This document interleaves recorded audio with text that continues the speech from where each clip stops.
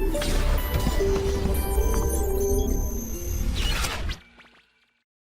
तो प्यारे बच्चों, आज हम स्टार्ट कर रहे हैं ऊष्मीय प्रसार। ठीक है, ऊष्मीय प्रसार होता क्या है ये जानना है और उसके कुछ एप्लीकेशन देखते हैं। ठीक है, तो ऊष्मीय प्रसार की जो परिभाषा है किसकी वजह से आएगी? ऊष्मा की वजह से आएगी, यानी कि ऊष्मा देनी पड़ेगी कहीं ना कहीं पर। तो जब किसी पदार्थ को उसकी अवस्था में परिवर्तन किए बिना हम किसी चीज को गर्म कर रहे, फैल गई वो, है ना, उसमें थर्मल एक्सपेंशन हो रहा है, लेकिन उसके पीछे कारण क्या है वो भी जानना है थोड़ा सा। और उसकी डेफिनेशन क्या बनाई गई कि उसकी अवस्था में परिवर्तन नहीं होना चाहिए, कि जब किसी पदार्थ को उसकी अवस्था में परिवर्तन किए बिना गर्म किया जाता है तो उसमें हुए प्रसार को ही ऊष्मीय प्रसार कहते हैं, है ना। गर्म कर देने पर उसमें ताप दे देंगे, ताप देने से हमें उसमें उस प्रसार होगा, तो उसमें हम बोलेंगे कि इसको ऊष्मीय प्रसार हो गया है।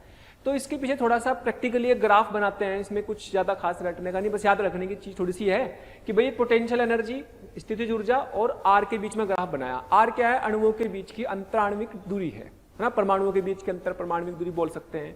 तो कोई भी चीज अगर साम्य अवस्था में है, यानी कि उसके पर लगने वाला कुल बल शून्य है ना, तो ये वो दूरी है अंतराण्विक दूरी जो साम्य अवस्था की दूरी है आर नॉट, जिस पर पोटेंशियल एनर्जी भी मिनिमम है स्टेबल अवस्था में और फोर्स शून्य है, उसके लगने वाला टोटल नेट फोर्स शून्य है।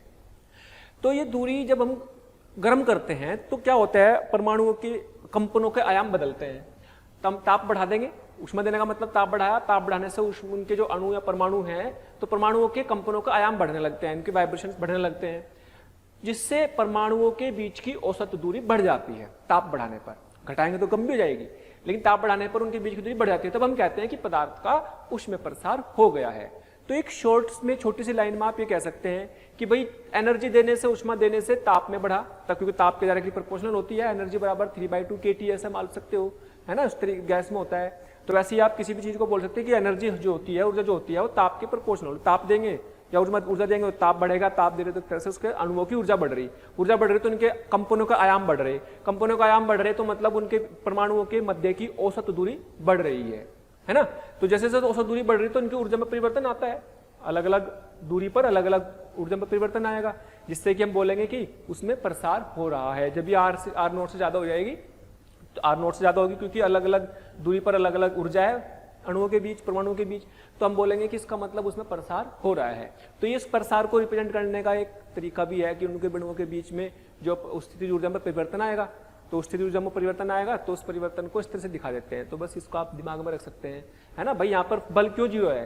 क्योंकि यहाँ पे du/dr होगा, स्लोप टेंजेंशियल है इसके, इसका स्लोप होगा, यहाँ पे ढाल होगा और उसका du/dr शून्य होगा, यानी कि यहाँ पे एफ नेट शून्य होगा। अलग अलग जगह पर एफ बचेगा, उनके बीच में बल आ जाएगा और अलग अलग उस पर जो है हमें उनकी एनर्जी अलग अलग होगी और अलग अलग एम्पलीट्यूड उनके हो जाएंगे, जिससे कि उनके बीच का एवरेज गैप, औसत दूरी बदल जाती है। और औसत दूरी का बदल जाना ही, ताप के कारण औसत दूरी का बढ़ जाना या घट जाना ही ऊष्मीय प्रसार कहलाता है। ताप के कारण परमाणुओं के मध्य औसत दूरी का बढ़ जाना ही ऊष्मीय प्रसार कहलाता है। ठीक है, तो ये तो हो गई इसकी परिभाषा कि भाई ऊष्मीय प्रसार क्या होता है और क्या कारण है, उसका कारण क्या है, उनके बीच की औसत दूरी का बढ़ जाना। अब ठोसों के लिए ज्यादा इंपॉर्टेंट है, ये हम ठोसों के लिए पढ़ेंगे, है ना। सबसे ज्यादा उसमें प्रसार होता है गैसेस में, उससे कम लिक्विड में, सबसे कम ठोस में होता है। तो ठोस में बात करेंगे।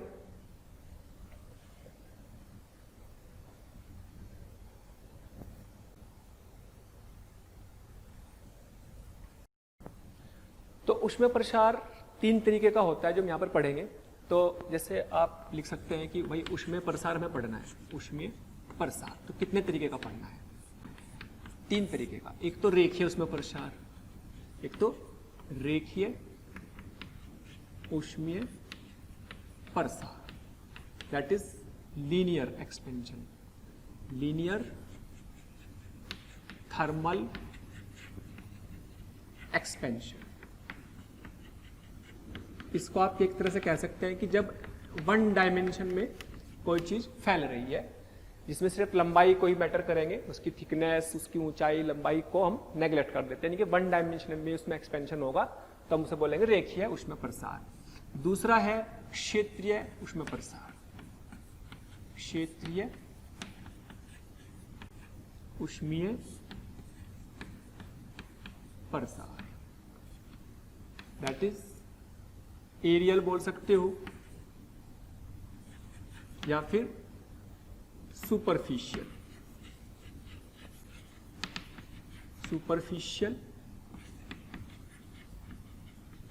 थर्मल एक्सपेंशन, यानी कि दोनों डायरेक्शन में होगा 2D में। एक तरह से तो लाइन में हो रहा था किसी वायर में, तार में, और ये किसी शीट में है ना, किसी क्षेत्रफल में होगा ये तो, और ये किसी शीट में होगा, है ना, लीनियर।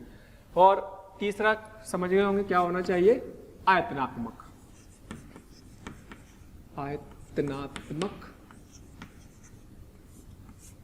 ऊष्मीय प्रसार,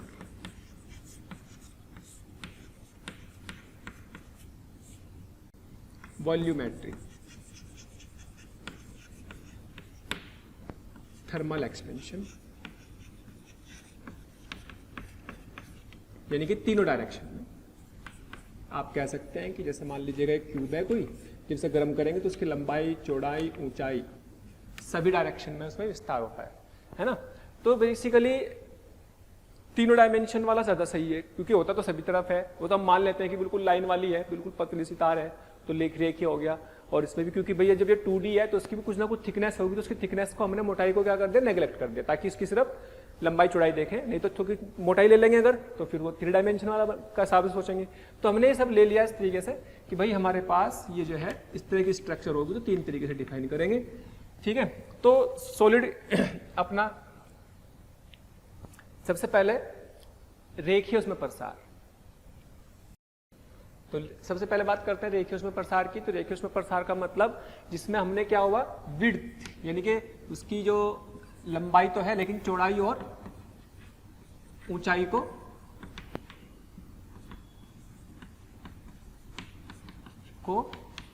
नगण्य मानते हैं। चौड़ाई और ऊंचाई इसमें नहीं है, इसका मतलब वो कैसा हो जाएगा, रेखीय उसमें प्रसार। तो जैसे मान लीजिएगा अपने पास कोई भी ऐसे बहुत पतली सी एक वायर है जिसकी लंबाई कितनी है, L, इसकी लंबाई कितनी है, L, इनिशियल लेंथ ये है ना। इसका ताप हमने T1 था, T इनिशियल, और T2 हो गया T फाइनल। ताप को बढ़ाया है ना, इसका ताप बढ़ा दिया, ठीक है। तो इसकी लंबाई बढ़ जाएगी। मान लीजिएगा लंबाई बढ़ करके इतनी हो गई, मान लीजिएगा लंबाई इतनी बढ़ गई, परिवर्तन आया, उसको डेल्टा एल बोला। और ताप में कितना परिवर्तन आया, T final minus T initial, इसको बोलेंगे डेल्टा टी। तो प्रैक्टिकली क्या देखा गया, एक्सपेरिमेंटली देखा गया है ना।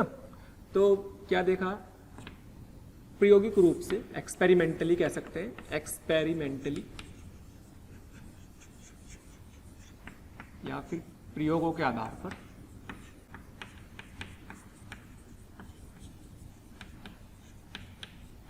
प्रयोगों के आधार पर यह देखा गया कि भाई जो इसके लंबाई में वृद्धि हुई ना, ये लंबाई में वृद्धि इसकी जो प्रारंभिक लंबाई थी उसके प्रोपोर्शनल है, उसका समानुपाती है। जितनी ज्यादा लंबाई होगी ये उतना ज्यादा ही ये, ठीक है।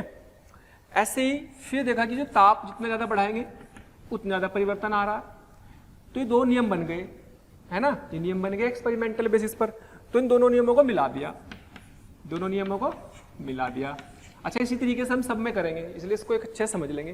तो डेल्टा एल बराबर समानुपाती एल इनिशियल डेल्टा टी, यानी कि डेल्टा एल बराबर, अब यहां पर एक समानुपाती का चिन्ह आएगा, कांस्टेंट आएगा, नियतांक। तो एक नियतांक आया, नियतांक into L initial into delta T. अब यहां पे जो नियतांक आता है ना, उस नियतांक का नाम है अल्फा, दिस इज अल्फा, ठीक है। अल्फा नियतांक बोलेंगे, alpha L initial delta T, इस तरीके से हम इसको लिख सकते हैं। अब ये अल्फा क्या होता है भाई, अल्फा क्या होगा, इसको बोलते हैं समानुपाती नियतांक। क्या बोलेंगे, समानुपाती नियतांक। तो अल्फा क्या होगा भाई, यहां से देखो, अल्फा बराबर होगा delta L upon L initial delta T. तो अल्फा की देखो यूनिट, देखो डेल्टा एल सेल की तो यूनिट कट जाएगी, पर डिग्री सेल्सियस बचेगी।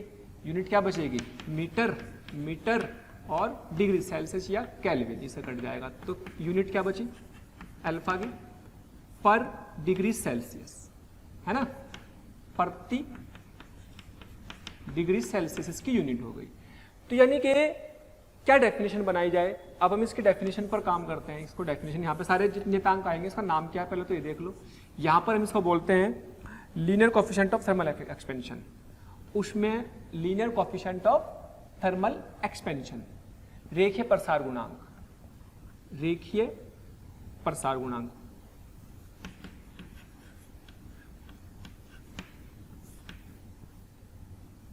रेखीय ऊष्मीय प्रसार गुणांक, ऊष्मीय प्रसार गुणांक, linear thermal expansion coefficient of. Thank you so much प्यारे स्टूडेंट्स, हमें इतना प्यार देने के लिए। डेली हजारों स्टूडेंट्स हमारे वीडियो लेक्चर देख करके लाभान्वित हो रहे हैं। हमारी आपसे रिक्वेस्ट है कि आप हमारे डिस्क्रिप्शन बॉक्स में जा करके हमारे लिंक को क्लिक करें, अपना एनरोलमेंट सुनिश्चित करें। जो स्टूडेंट्स डाउट सॉल्विंग और स्टडी मटेरियल के लिए भी इच्छुक हैं वो हमारे प्रीमियम कोर्स के लिए अप्लाई करके ज्वाइन कर सकते हैं। Coefficient of linear thermal expansion, ठीक है। Coefficient of linear thermal expansion बोल सकते हैं या फिर रेखीय ऊष्मा प्रसार गुणांक बोल सकते हैं, रेखीय प्रसार गुणांक भी बोल सकते हैं। तो इसकी खास बात क्या है? इसकी खास बात यह है कि यदि मान लो मैं बोलूं कि यदि एल की वैल्यू 1 मीटर लूं और डेल्टा एल भी 1 मीटर आ जाए तो उस केस में अल्फा की वैल्यू क्या आएगी? 1 मीटर लंबाई में डेल्टा एल नहीं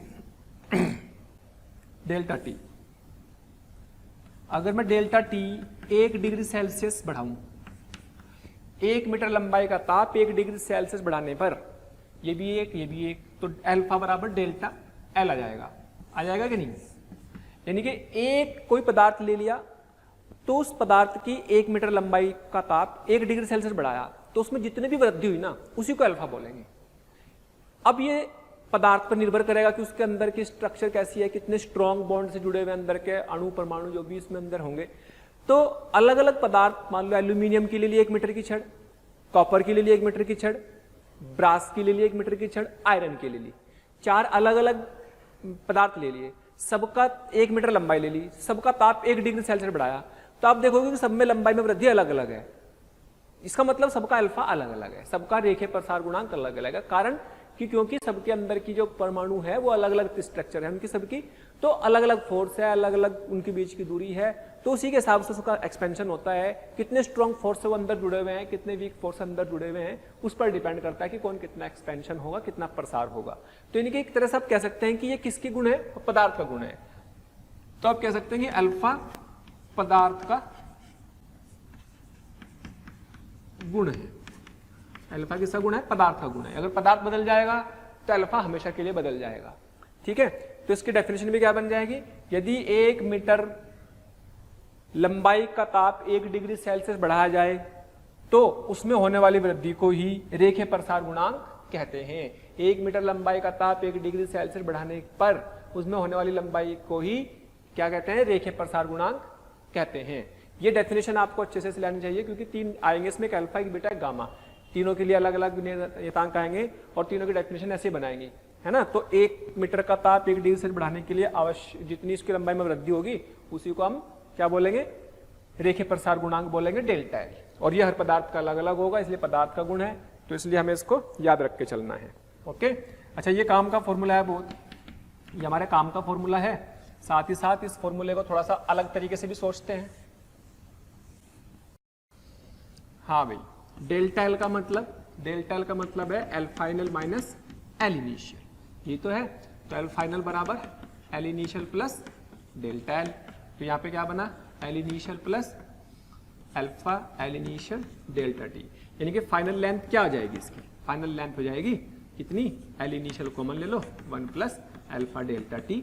ये हमारे काम आने वाली चीज़ है, बहुत इंपॉर्टेंट है, बहुत ज़्यादा यूज होगा ये फॉर्मूला जब इसको क्वेश्चन करेंगे, है ना। अब इसमें इस बात का ध्यान रखें, इस चीज़ को मैंने जैसे आपको डेफिनेशन बताई है अल्फा की, तो उसको आप लिख भी सकते हैं चाहो तो। अल्फा बराबर क्या बताया था? Delta L upon L initial delta T. और alpha equal to delta L if L equal to 1 metre and delta T equal to 1 degree Celsius rise. तो आप क्या कह सकते हैं कि 1 मीटर लंबाई का ताप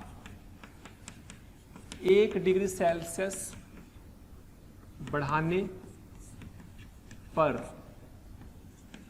उसकी लंबाई में वृद्धि को ही रेखीय प्रसार गुणांक कहते हैं। रेखीय प्रसार गुणांक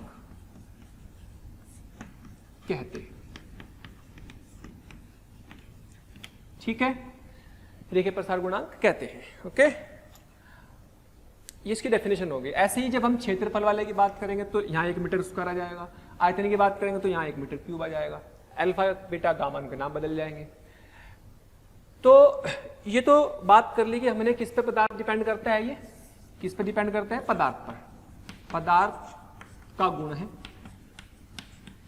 पदार्थ का गुण है। साथ ही साथ ताप अगर ज्यादा हो, ताप पर भी निर्भर कर सकता है।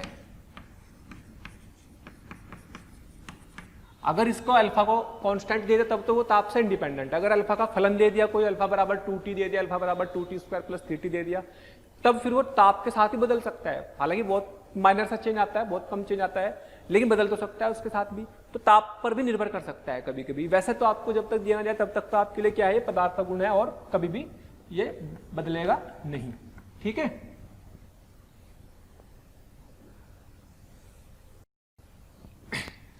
हाँ, तो जैसे मैंने आपको बताया कि ताप पर भी निर्भर कर सकता है, तो ताप पर भी निर्भर कर सकता है तो आप ऐसे समझ सकते हैं। और अच्छा जनरल तरीके से मैं आपको समझाऊं कि भैया इसकी इनिशियल लेंथ थी और ताप बढ़ा देने पर इसकी ये लंबाई में डीएल की चेंज आ गया है ना। ताप में कितने की चेंज आया, dt का।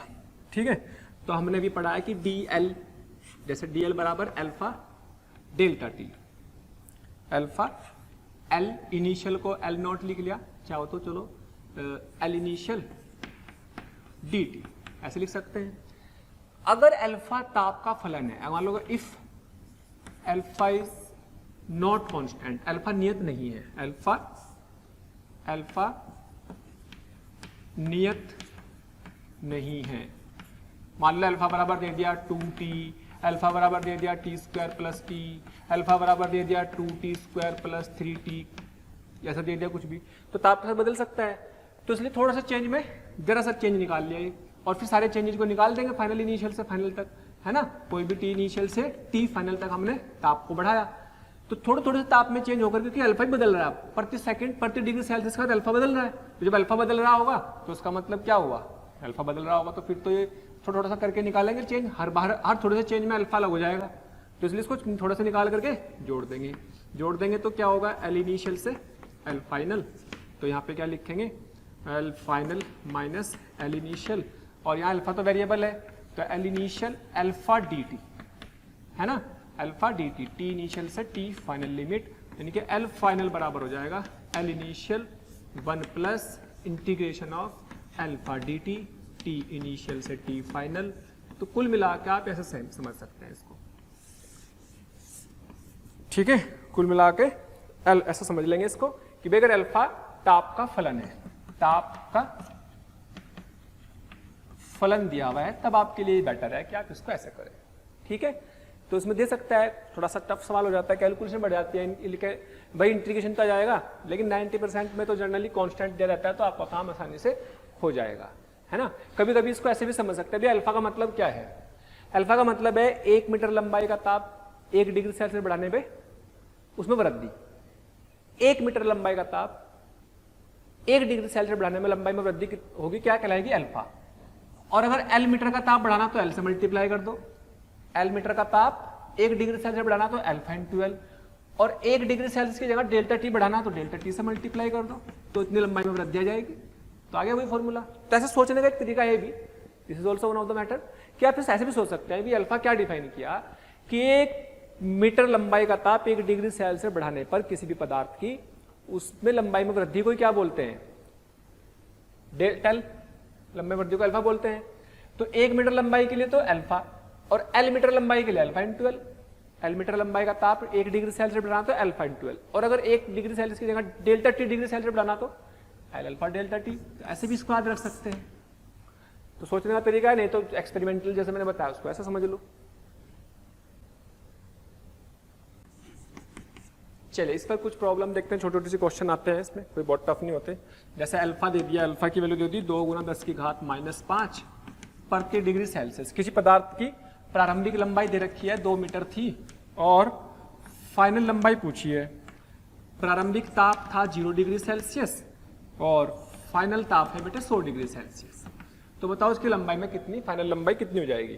फाइनल लंबाई भी बता दो और डेल्टा एल भी बता दो। तो क्या करो डेल्टा एल निकाल लो पहले तो। चलो तो डेल्टा एल क्या था, alpha L initial delta T. Alpha कितना। प्यारे बच्चों, हमें रोज कमेंट्स के माध्यम से ये रिक्वेस्ट आ रही है कि सर हमें इस टॉपिक के वीडियो लेक्चर प्रोवाइड करें या इस टॉपिक के वीडियो को समझाएं। तो मेरी आपसे रिक्वेस्ट है कि आप हमारे चैनल पर जाकर के सब्सक्राइब करें और बेल आइकन को हिट करें, ताकि जो भी वीडियो लेक्चर हमने डाले हुए हैं उसके नोटिफिकेशन आपसे मिस ना हो। मैं ऐसा इसलिए कह रहा हूं क्योंकि हमने ज़्यादातर वीडियो लेक्चर को ऑलरेडी अपने चैनल पर डाला हुआ है। तो जिस लेक्चर की आप डिमांड कर रहे हैं वो लेक्चर आपको पॉसिबली वहां पर मिल जाएंगे ना। 2 × 10⁻⁵ देखो अल्फा की जो वैल्यू होती है ना बहुत छोटी होती है, ध्यान रखना। 10⁻⁵ प्रति डिग्री सेल्सियस में बस 10⁻⁵ की वृद्धि हुई सॉलिड में। सोचो इतने कम होती है कि आपको पता भी नहीं लगता था, क्योंकि 10⁻⁵ बहुत छोटी लेंथ है।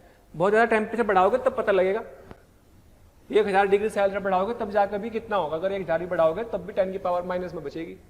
ठीक है भाई, अगर इसमें 10⁵ से भी करोगे ना तब जाकर के लगेगा कि हाँ कुछ बड़ी, लेकिन इतना ताप कौन जनरेट करेगा।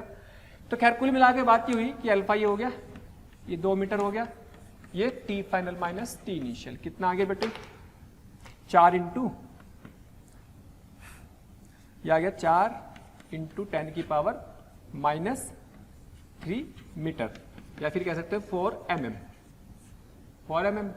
तो एल फाइनल क्या होती है, delta L plus L initial, तो 4 mm प्लस 1 मीटर। तो इसको लिख सकते हैं 0.004 प्लस 1, तो कितना आ गया 1.004 मीटर। ये आ गया एल फाइनल। चाहो तो आप डायरेक्ट भी निकाल सकते थे, डायरेक्ट ऐसे भी निकाल सकते थे कि एल फाइनल बराबर L initial 1 plus alpha delta T. ये भी लगा सकते थे। एल इनिशियल कितनी थी 1 metre, 1 plus 2 into 10⁻⁻5 into 100 minus 0। अच्छा ये 1 नहीं है, कितनी 2, तो 2 इंटू 1 प्लस ये कितना आएगा 0.002, तो 2 इंटू 1.002 तो कितना आ जाएगा 4.002 मीटर। चाहे ऐसा कर लो, चाहे अलग से डेल्टा निकाल कर कैसे जोड़ दो, एक ही बात है। किसी छड़ की लंबाई में प्रतिशत वृद्धि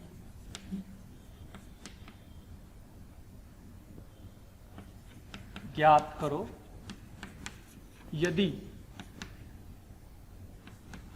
ताप 100 डिग्री सेल्सियस बढ़ जाए। ताप 100 डिग्री सेल्सियस बढ़ जाए तो अल्फा दिया हुआ है, मान लीजिएगा 2 × 10⁻⁻5 पर डिग्री सेल्सियस किसी पदार्थ का दे रखा है ना। तो अब देखो delta L equal to L initial alpha delta T, ये होता है छड़ की लंबाई में प्रतिशत वृद्धि निकालने का मतलब क्या है कि आपको delta L upon L into 100 ये निकालना है। ये जो निकालना है इसका मतलब ये हुआ। तो delta L upon L initial length कितनी होगी वो प्रारंभिक, तो डेल्टा एल अपॉन एल बराबर अल्फा इंटू डेल्टा टी चाहिए बस आपको। दोनों तरफ 100 से मल्टीप्लाई कर दोगे तो ये परसेंटेज में कन्वर्ट हो जाएगा। तो यही चाहिए। अल्फा कितना 2 × 10⁻⁻5, ताप में कितना वृद्धि 100 की वृद्धि हुई और ये 100 ये वाला है, तो कितना आ गया बेटे 2.2 आ गया, 0.2% आ गया आंसर। तो इस तरीके से इसके छोटे छोटे से सवालों को देख सकते हैं, है ना।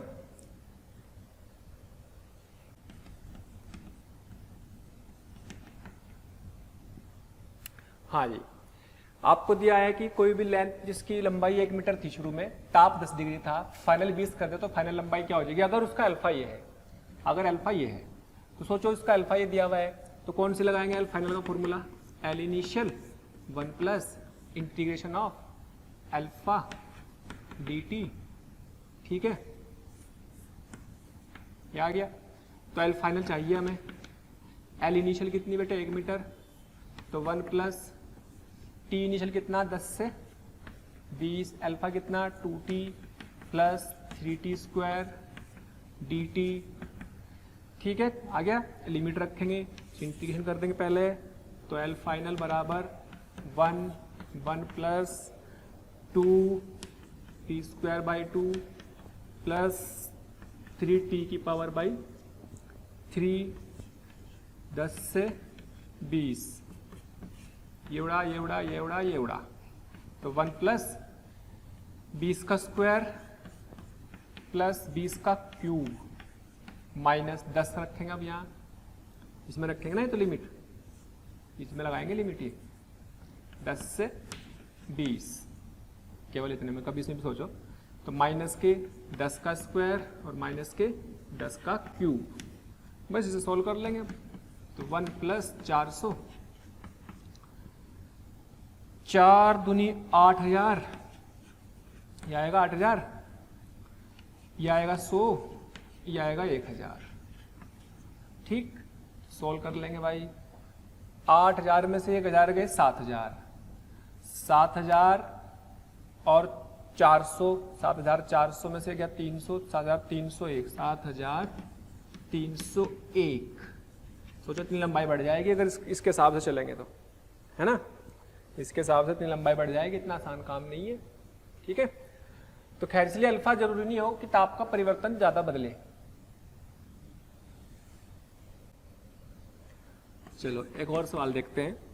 ये कह रहा है 2 छड़ हैं, लंबाई L1 एंड L2 और अल्फा 1 एंड अल्फा 2, उनके रेखे प्रसार गुणांक है ना? यदि उनकी लंबाइयों का अंतर, ध्यान से सुनेंगे, लंबाइयों का अंतर ताप पर निर्भर नहीं करता, ताप पर निर्भर नहीं करता,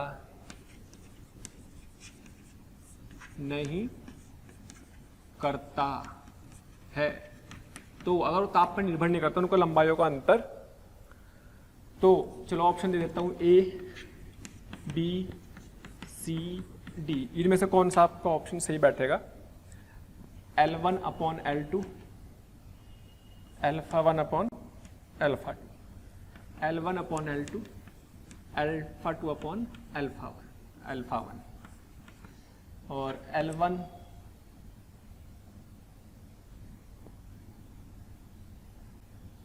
स्क्वायर अल्फा 2 बराबर L2 स्क्वायर अल्फा 1, या L1 अल्फा 2 स्क्वायर बराबर L2 अल्फा 1 स्क्वायर। तो कौन सा ऑप्शन आपके हिसाब से सही है ये बताना है। खैर, तो सवाल में क्या बोला कि शुरू में लेंथ कितनी थी? L1 L2, तो इसकी लेंथ ताप में बढ़ाया, मान लीजिएगा सोल्यूशन ले लेते हैं, ताप में वृद्धि डेल्टा टी की हुई, तो L1 कितना आ जाएगा? L1 डैश हो जाएगी, L1 डैश हो जाएगी L1 into 1 plus alpha 1 delta T, और बेटा L2 डैश क्या हो जाएगी? L2 1 plus alpha 2 delta T. ठीक है, अब ये कह रहा है कि जो लंबाई तो बढ़ गई लेकिन इनको अंतर नहीं बदला, मतलब ये कि जो L1 dash minus L2 dash है वो लंबाई ताप के बढ़ने से कोई फर्क ही नहीं पड़ा, इसका अंतर पहले कितना आता? L1 माइनस L2, तो अभी भी L1 माइनस L2 आएगा, ये अभी भी ये L1 माइनस L2 ही आएगा। ताप बढ़ने से जो अंतर पहले था, शुरू में कितना था? L1 माइनस L2 था प्रारंभिक, ताप बढ़ने पर ताप बढ़ा दिया तो L1 dash minus L2 dash, ये कह रहा है कि इस पर निर्भर ही नहीं कर रहा, इसका मतलब इसकी वैल्यू सी के बराबर आएगी L1 माइनस L2 के, ये तो बात इसने कंडीशन में कह दी ना। तो L1 L2 डैश की वैल्यू हमें पता है, ये रही लो, L1 1 plus alpha 1 delta T minus के L2 1 plus alpha 2 delta T बराबर L1 माइनस L2, यही तो बोला इसने। तो यहां से देखो L1 plus L1 alpha 1 delta T minus L2 minus L2 alpha 2 delta T बराबर L1 माइनस L2। तो L1 से L1 गया, L2 से L2 गया, कट गया। तो यहां देखो क्या आ रहा है, यहां आ रहा है L1 alpha 1 minus L2 alpha 2 delta T बराबर 0। अब ये तो न्यूमेरिकल वैल्यू तो इक्वल है नहीं, तो ये क्या है, ताप से इंडिपेंडेंट है, ताप उड़ा देंगे। L1 alpha 1 minus L2 alpha 2। अगर आपको हमारे वीडियो लेक्चर्स पसंद आ रहे हैं तो प्लीज़ लाइक और शेयर करना ना भूलें। इससे आपके साथी, आपके जो ज़रूरतमंद दोस्त और विद्यार्थी हैं उन तक भी ये वीडियो लेक्चर पहुंच जाएंगे, ताकि वो भी इससे लाभान्वित हो सकें।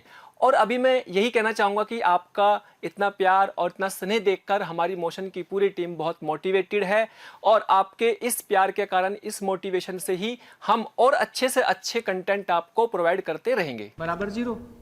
भाई ताप में तो अंतर है कुछ ना कुछ, ये तो डेल्टा टी तो कभी भी 0 होगा नहीं ना। डेल्टा टी अगर 0 हो गया, ये तो 0 होगा नहीं, यानी कि यही 0 होगा तभी तो 0 आ रहा है, इसे तो नीचे ले आएंगे इसके, तो बचेगा ये इधर।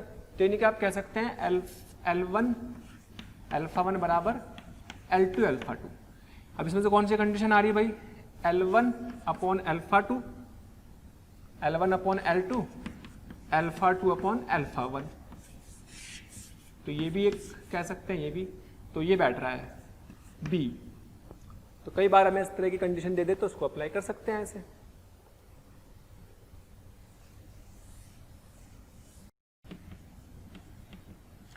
हाँ जी, इसमें हमें 3 छड़ दे रखी है जिनकी लंबाइयां समान है, यानी कि एक तरह से आप बोल सकते हैं कि एक तरह का समबाहु त्रिभुज है। उसमें 3 छड़ों को जोड़ दिया, इसका अल्फा दिया हुआ है, रेखे प्रसार गुणांक, इसका अल्फा 2, इसका अल्फा 2। रेखे प्रसार गुणांक दोनों का अलग अलग है, इन दोनों का है एक जैसा, इनका अलग है।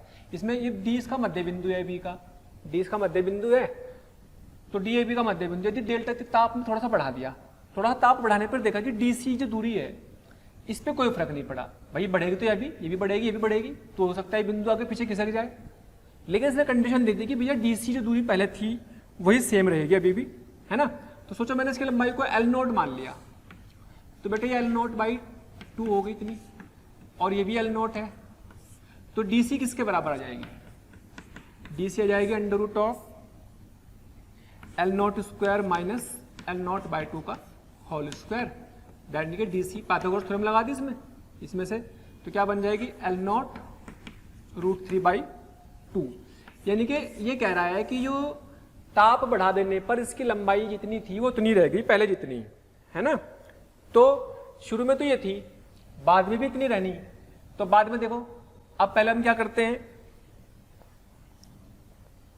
डीसी, अगर मैं डीसी स्क्वायर की बात करूं तो डीसी कितना है, BC square minus BD square, यही तो है। अब बीसी तो चलो लंबाई बढ़ गई, एल फाइनल का स्क्वायर ताप बढ़ाने के बाद, डेल्टा टी बढ़ाने के बाद की बात हो रही, और वो क्या है, वो शुरुआत की है, ये प्रारंभिक लेंथ है, प्रारंभिक लंबाई, यही तो है। तो एल फाइनल जितनी भी हो जाएगी बीसी की वो निकाल लेंगे, और बीडी इसकी जितनी भी लंबाई में अंतर आएगा वो निकाल लेंगे। सॉरी, मतलब इसमें बीडी की लंबाई जितनी भी आएगी वो अल्फा 2 से बढ़ेगी, इसकी अल्फा 1 से बढ़ेगी, तो इसकी आ जाएगी आपके पास एल फाइनल बीडी बाई 2, आधी लंबाई लेंगे ना, ठीक है, आधा भी कर देंगे उसका, भाई तो आधी लंबाई लेंगे ना इसमें, तो आप इसको ऐसे भी लिख सकते हैं, डायरेक्ट लिख देता हूं, चलो भाई इसको आप क्या लिखेंगे, बीसी को, बीसी की लंबाई शुरू की एल नॉट है, तो 1 प्लस अल्फा 2 डेल्टा टी का होल स्क्वायर, ये तो कहेंगे माइनस, और बीडी को क्या लिखेंगे, एल नॉट बाई 2 उसकी प्रारंभिक लंबाई, एल नॉट बाई 2 उसकी प्रारंभिक लंबाई 1 प्लस अल्फा 1 डेल्टा टी का स्क्वायर। देखो अब ये जो डीसी है, ताप बढ़ने पर इसमें कोई परिवर्तन नहीं आया, यानी कि ये अभी भी उतनी रहेगी जितनी पहले थी, यानी कि ये अभी भी L0√3/2 रहेगी। तो इस पूरे में से हमने को सोल्व करना है, अल्फा 1 अल्फा 2 में रिलेशन निकालना है। L0² तो कट जाएगा, डेल्टा टी अपना वो भी हो जाएगा। तो अब देखो क्या बनेगा, थोड़ा सोल्व कर लेते हैं। भाई चलो ये कर लेता हूँ, L0√3/2, तो L0², यहाँ पे भी L0² आ गया, और ये 3 आ जाएगा, ये 4 आ जाएगा, स्क्वायर कर दिया ना हमने इसका। तो L0² 1 प्लस, इसे खोल लेंगे। अच्छा, डेल्टा टी हमने जो चेंज किया बहुत छोटा सा स्मॉल चेंज है, चलो अच्छा उसका भी कर लेते हैं। तो α2² delta T square plus 2α2 delta T. ये जो स्क्वायर वाला टर्म है ये क्या कर देंगे हम, इसको नगण्य कर देंगे। क्यों? क्योंकि अल्फा कैसा होता है, बहुत छोटा। भाई अल्फा मान लो 10⁻⁻5 की रेंज में है, सोचो उसका स्क्वायर करेंगे तो 10⁻⁻10 की रेंज में पहुंच जाएगा, तो वो तो नगण्य हो जाएगा। इसलिए स्क्वायर वाले टर्म जब भी अल्फा बीटा गामा आएंगे आगे, उनको हमेशा नेग्लेक्ट करने की आदत डालेंगे इस चैप्टर में, क्योंकि अल्फा बीटा हमेशा ही बहुत छोटे रहते हैं, है ना।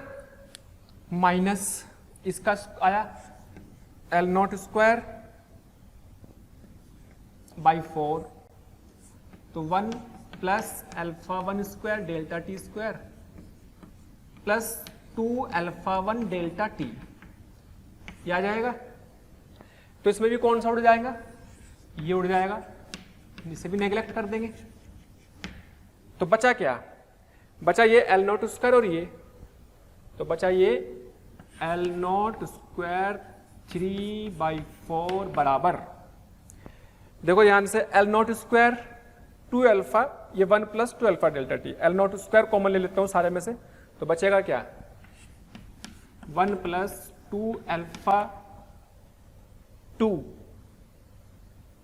Delta T minus 1/4 and minus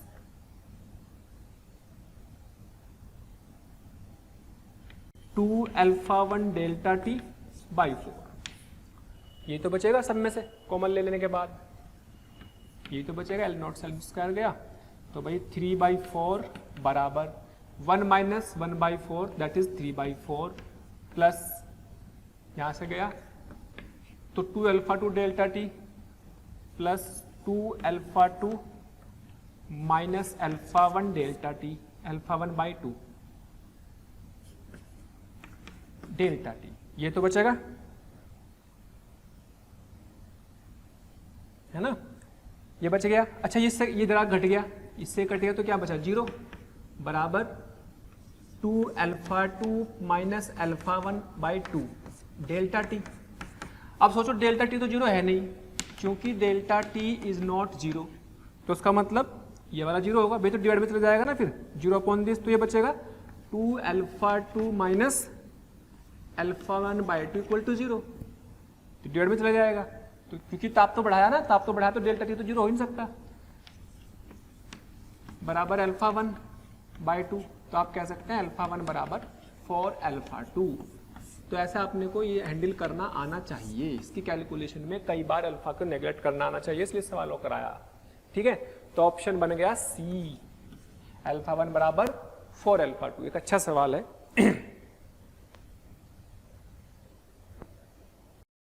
चलिए जी, तो हमारा अगला है अक्षेत्रीय प्रसार, उसमें प्रसार गुणांक। तो इसमें क्या होता है कि कोई शीट है, कोई चादर है लोहे की, किसी भी पदार्थ की बनी हुई, जिसकी मोटाई मैंने नगण्य मान ली, इसकी कुछ लंबाई है बेटे L इनिशियल है और इसकी कुछ चौड़ाई है L, ये वाली L1 मान लो उसको, और ये L2 है ना। तो उसका प्रारंभिक क्षेत्रफल आ जाएगा L1 इंटू L2, ये तो आएगा प्रारंभिक क्षेत्रफल। अब हम क्या कह रहे हैं, ताप बढ़ा दिया, तो ताप बढ़ाने पर ये प्रारंभिक आ गया AI मतलब ये, और मान लीजिएगा ताप बढ़ा देने पर ये अपनी लंबाई ये भी बढ़ेगी और बेटे ये भी बढ़ेगी, दोनों तरफ बढ़ेगी। ताप बढ़ाने पर लंबाई हर तरफ बढ़ती है, ये ध्यान रखना हमेशा। एवरी लीनियर डायमेंशन, हर एक रेखीय विमा की लंबाई बढ़ती है ताप बढ़ाने पर। तो ताप बढ़ा देने पर सब बढ़ेंगे, लंबाई भी। तो डेल्टा टी बढ़ाने पर, डेल्टा टी बढ़ाने पर तो क्या होगा, लंबाई बदल जाएगी तो फाइनल एरिया भी बदल जाएगा।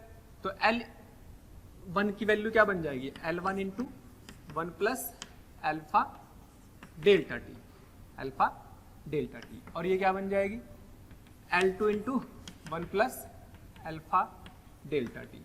लंबाई दोनों बदल जाएगी तो टोटल एरिया बन जाएगा इसका। ठीक है, ये क्या बना, L1 L2 1 plus alpha delta T का होल स्क्वायर, और L1 L2 1 plus 2 alpha delta T plus alpha delta T का होल स्क्वायर। और ये क्या करेंगे, वही अपना नेग्लेक्ट कर देंगे, इसको तो उड़ा देंगे, क्योंकि इसका square alpha square is very small, बहुत छोटा है ना। जब भी बहुत छोटा होता है तो उसको नेग्लेक्ट कर देते हैं। तो बेटे ये क्या बना, इनिशियल एरिया, और ये क्या बना 1 प्लस 2 अल्फा डेल्टा टी। तो ये बना ए फाइनल। तो इस तरीके से हम क्षेत्रफल में वृद्धि निकाल सकते हैं। यहाँ पर जो ये ए इनिशियल और ये प्रारंभिक कह सकते हैं, और 2 अल्फा जो आया इसको नाम देते हैं बीटा, इसको नाम देते हैं बीटा। जिसमें बीटा की वैल्यू, बीटा का मतलब क्या है, इसमें आप ये भी कह सकते हैं, बीटा का मतलब क्या आएगा भाई, आप ये भी कह सकते हैं डेल्टा ए क्या आ जाएगा, A final minus A initial, that is beta A initial delta T. ये भी कह सकते हैं। ये इसके बेसिस पर आप ये भी बता सकते हैं कि बीटा बराबर डेल्टा ए अपॉन ए प्रारंभिक डेल्टा टी।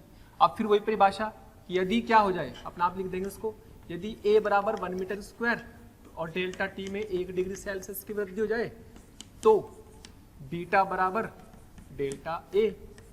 यानी कि 1 मीटर स्क्वायर की चादर ले लो, उसका ताप 1 डिग्री सेल्सियस बढ़ाओगे तो उसके क्षेत्रफल में होने वाली वृद्धि को ही बीटा कहते हैं, यानी कि अक्षेत्र प्रसार गुणांक कहते हैं। ठीक है, या फिर अक्षेत्र प्रसार गुणांक कहते हैं, या फिर superficial coefficient of thermal expansion, है ना।